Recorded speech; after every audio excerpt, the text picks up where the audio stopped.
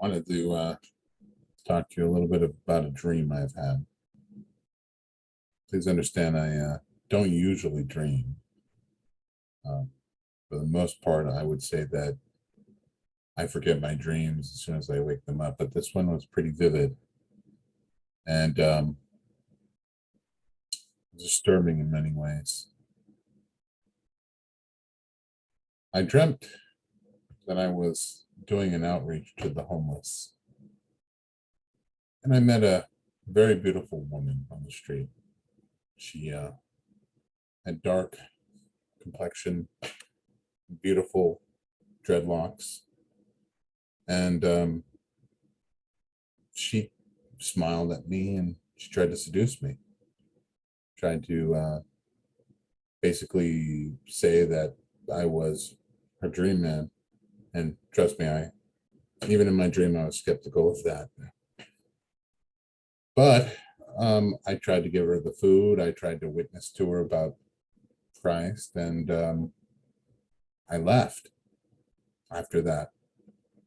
Asking, of course, I asked her if she wanted help to get off the street, which she replied no, unless I believe what she said was, unless you're taking me to your house. And that wasn't going to happen. So later on in the dream, I continued with my outreach.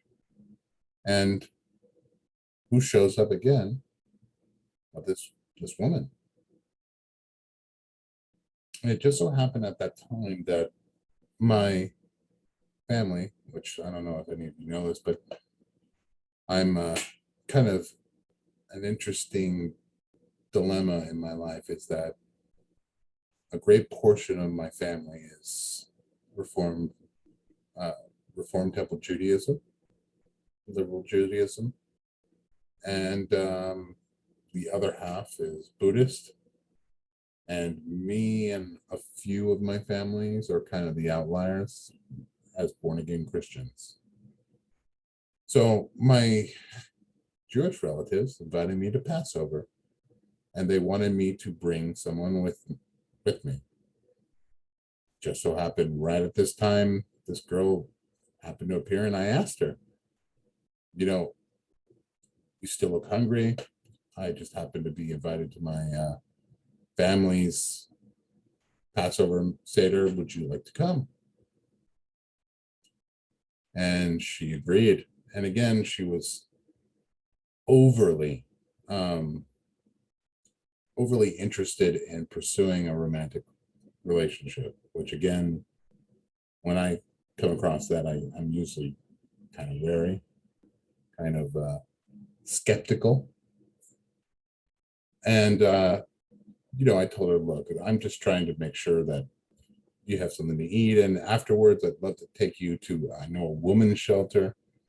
But yeah, please come and enjoy the dinner. Go to my uncle's house. My uncle has this beautiful Seder meal prepared.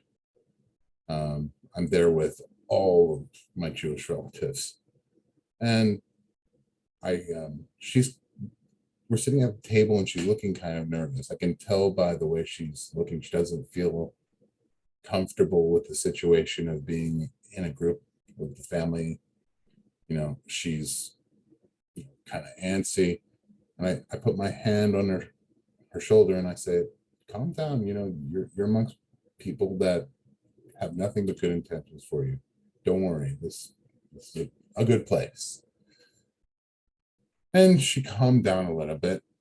And then I remember I wanted to get up and pay my uncle, kind of give him, a little bit of money to pay for the food and the extra seat at the table. And I walked over, and as I was walking across the table, this girl stands up and her whole countenance changes.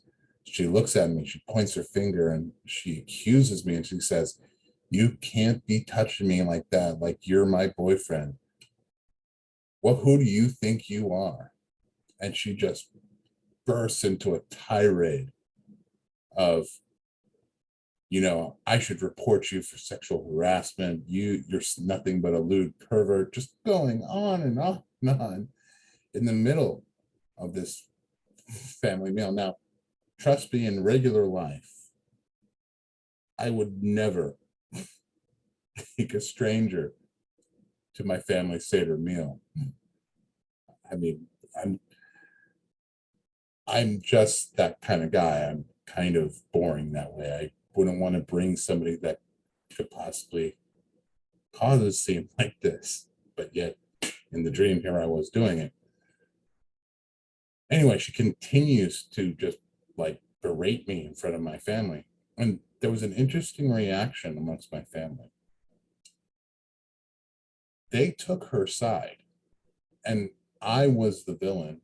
I was the person that had bad intentions, and I should be ashamed of myself. In fact, I remember my aunts and my cousins coming to me and say, "Why don't you go sit over there at the other table and leave our guest alone because she's welcome here, but you are not?" And I was kind of stunned because like, wait, am I not your family? What? Why are you taking the side of this stranger over me?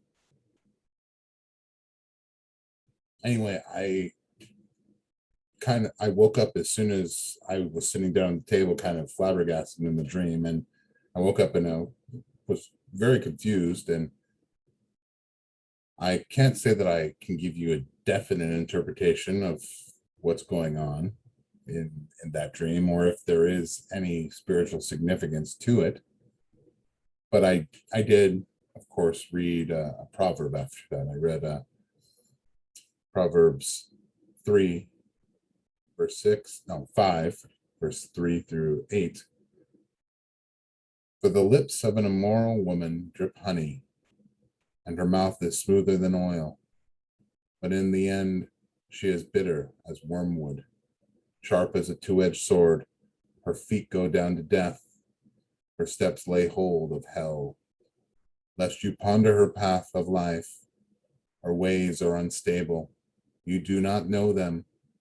Therefore, hear me now, my children, and do not depart from the word of my mouth. Remove your ways from her, and do not go near the door of her house. I can't help but think that the woman is not only a picture of being careful with who I as a man let in my life, but as well as spiritual seduction, as in what kind of doctrines and what kind of theology that I allow. It may be very, very pleasing to hear at some point, but again, having correct interpretation, correct hermeneutics, correct base in theology is a hard thing to do, and it's so easy to be seduced by whims of doctrine. In fact, I had a conversation with a brother today that really wounded me because I believe that God of the Old Testament is the Father of Jesus Christ, and that God is the same today, yesterday, and forever. And this is a fellow person who claims to be a follower of Jesus Christ, this brother that I've known for a long time, saying that Yahweh was a desert god, of a pagan desert god, and he was vengeful and hateful, and Jesus was the son of a different God, a God of love. And there's a lot of problems with that philosophy and a lot of problems with that theology. And there's so many seducing theologies that are so similar, where they just take a little bit, but still proclaim the name of Christ. And by doing so, they deceive many. Anyway, just wanted to share this. If you have any insight about my dream, feel free to comment. Kind of scared about that. But again, maybe I should listen to my own advice. Maybe I should, while the storm is raging, just trust and have a nap. Anyway, God bless you. Have a good night.